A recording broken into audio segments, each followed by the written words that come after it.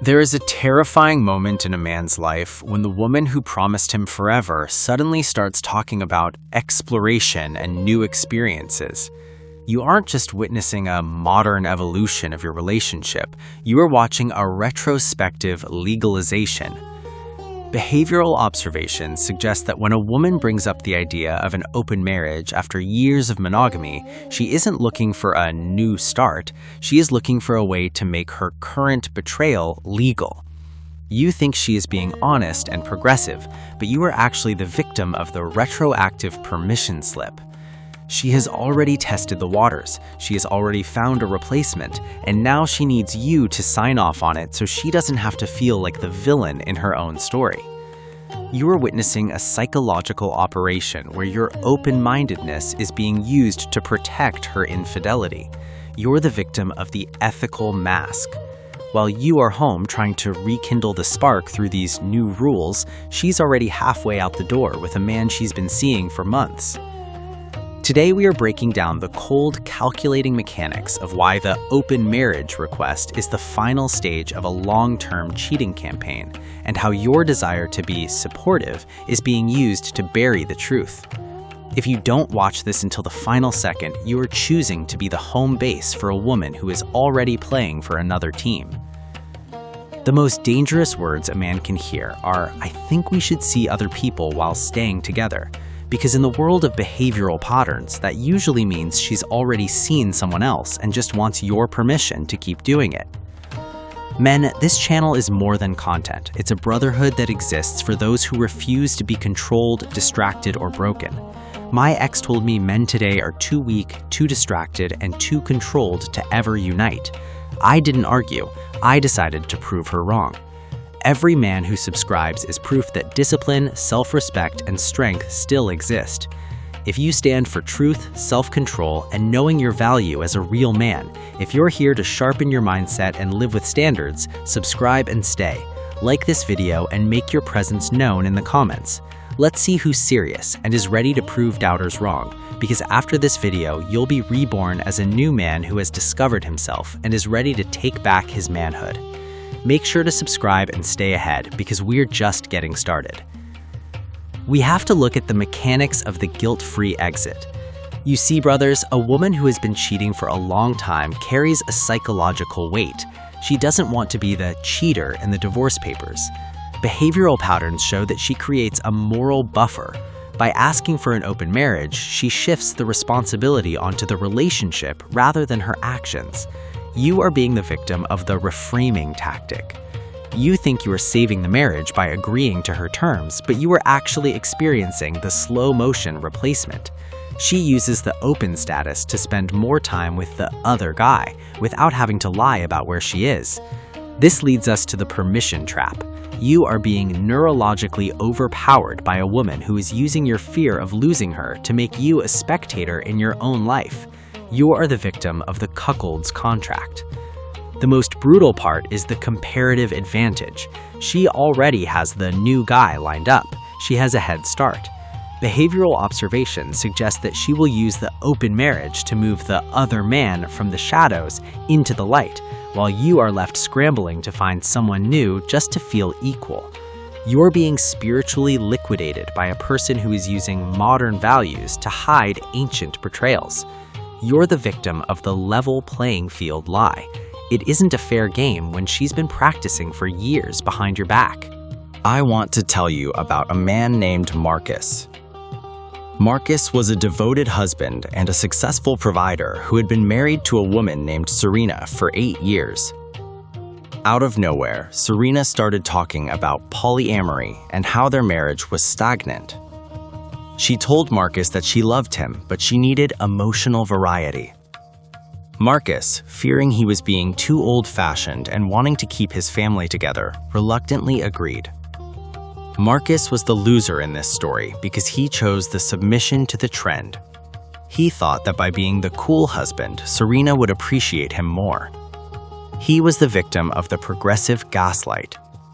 What Marcus didn't know was that Serena had been involved with a guy from her gym for over a year.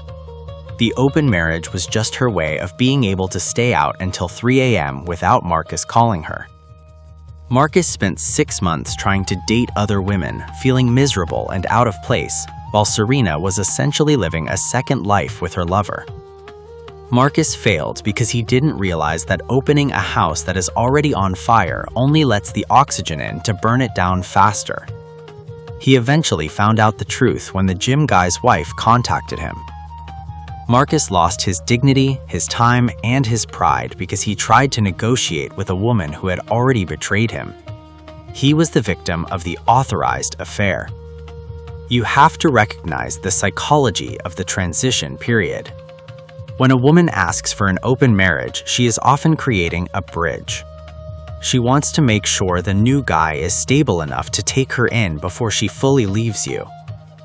Behavioral observations show that she is using your home as a safety net while she tests her new life. You are the victim of the safety net role. She wants the excitement of the stranger and the security of the husband. You are being psychologically dismantled by a woman who is treating you like a utility company rather than a partner. This leads us to the selective transparency. She will tell you everything about her new dates to make it seem like she's being honest, but she will never mention that she's been seeing the same date for 2 years. You are the victim of the honest lie. Behavioral patterns suggest that women in this position use the new rules to hide the old sins. You are being socially evicted from the position of the only one. You are the victim of the crowded bed. The loser's loop is the man who thinks he can win the open marriage. You think if you go out and find a hotter woman, Serena will get jealous and want to be closed again, but you are the victim of the jealousy error. Behavioral patterns suggest that if she's already cheating, she doesn't care if you see other people. She just wants you to stop looking at what she is doing. You are being psychologically looped into a competition you already lost before it started. You have to realize that the request for an open marriage is the death certificate of the relationship, signed by her and delivered to you for a witness signature. You are being drained of your masculine frame by participating in a system designed to humiliate you. The final stage of this first section is understanding the biological toll of the open betrayal.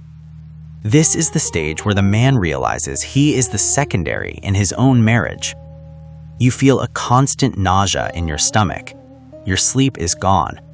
You are being physically burned out by the mental images of her with another man, images she has now legalized.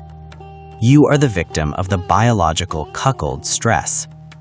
The man you used to be was a man of monogamous strength, but you have become a manager of infidelity. You have to let that man go. You have to realize that the pain in your heart is the signal of your ancestors telling you that you are protecting a nest that has been invaded. If you are currently researching how to make an open marriage work because your woman told you she needs to find herself, you are essentially reading a manual on how to rebuild a car that she already sold to another man. You need to understand the concept of the retroactive pardon. The man who wins this battle isn't the one who agrees to the new rules. It's the man who realizes that the request for new rules is actually a confession that the old rules were already broken. You're the victim of the semantic shift. She's trying to change the name of her behavior from adultery to exploration, so you'll keep paying the rent. Behavioral observations show that a woman doesn't risk the stability of a good home for an idea of another man. She risks it for a man she has already sampled. You're witnessing a psychological pivot. She didn't wake up wanting freedom. She woke up wanting to stop hiding. You're the victim of the legalized affair.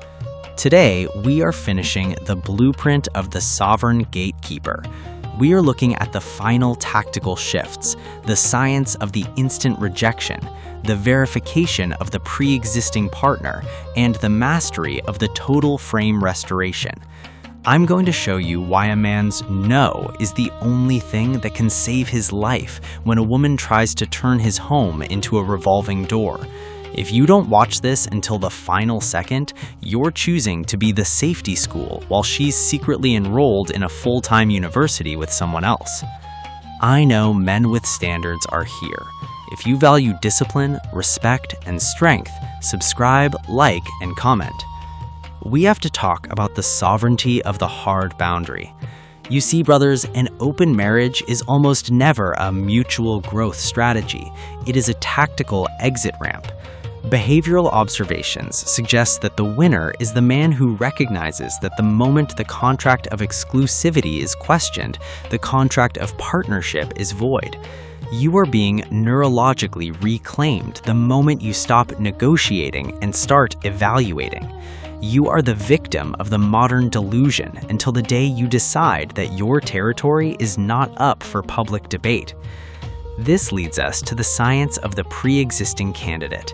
Most men think they can vet the new people she wants to see. This is a behavioral error. You are being used as a quality control manager for your own replacement. Behavioral patterns show that in 90% of these cases, there is already a target candidate, a man she has been test driving in the shadows. You are being psychologically reset. By shifting your focus from saving the relationship to saving your dignity, you remove the blindfold. I want to tell you about a man named Grant. Grant was a successful contractor who had been with his wife, Chloe, for 10 years. One evening, Chloe sat him down and gave him a speech about sexual fluidity and how she felt stifled by monogamy. She suggested they open things up so they could bring more energy back into their marriage. Grant became the winner in this story because he chose the instant sovereign response.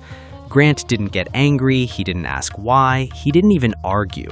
He simply looked at her and said, "I don't do shared relationships. If you feel stifled, I'm letting you go right now. You're free to explore whoever you want, but you will do it as a single woman." He was the victim of the emotional guilt trip.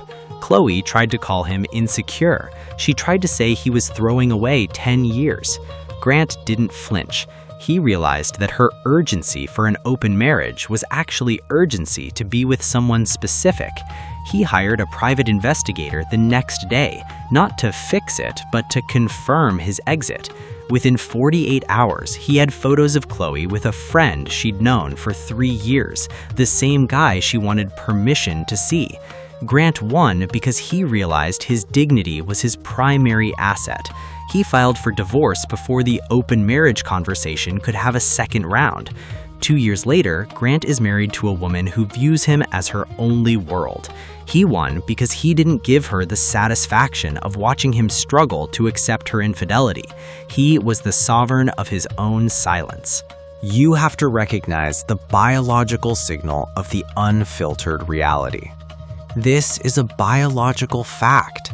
When a man stops participating in the charade and starts enforcing the standard, his brain stops producing anxiety chemicals and starts producing command chemicals. You are the victim of the beta negotiator stress as long as you are trying to work it out. But the moment you walk it out, your clarity returns. You are being biologically optimized to find a woman who sees you as the ultimate prize, not a stock option she wants to hedge. The winner's protocol is about the sovereignty of the absolute frame. You have to look at your life and realize that you are the king of the castle, and kings do not share the throne with guests. You are the sovereign man. You recognize that openness in a marriage is often just a closed door on your respect. You are being hardened for the truth. Healing is the realization that her modern request was just an ancient betrayal wrapped in new vocabulary. You are being reforged. You now know that a red flag regarding an open relationship is actually a flare ship signaling that the ship is already sunk. You are the master of your own psychology. You don't need to try it out to know it will break you. You just need to trust the pattern. You are the sovereign man. You are the master of your own destiny. You don't look back at the progressive lie she tried to sell you. You look forward at the traditional power you reclaimed by saying no. So, here's the smart question for the brotherhood today. If she really wanted to improve the marriage, why is her solution to bring more men into it instead of focusing on the one man she already has? I want to hear from the men who were asked for an open marriage and had the balls to say no and walk away. How long did it take for you to find out she was already cheating before she even asked? For the brothers who are currently trying to be open to save the relationship, be honest. Does it feel like freedom, or does it feel like you're watching your own funeral in slow motion? Drop your story in the comments. Your honesty might be the survival guide the brother next to you needs to stop being a partner in his own humiliation and start being the leader of his own life. This channel is for men who are done blaming themselves for other people's choices. If that's you, don't leave as a spectator, subscribe, and stay ahead because we're just getting started. Support the message, speak in the comments, and stand with the men who choose clarity over confusion. I'll see you in the next one. Stay sharp, stay cool,